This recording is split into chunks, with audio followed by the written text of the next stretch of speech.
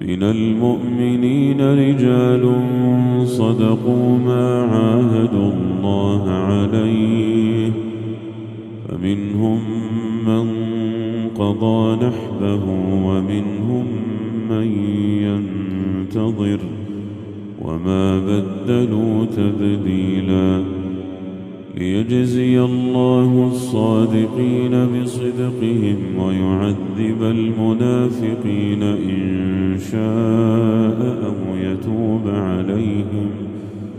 إن الله كان غفورا رحيما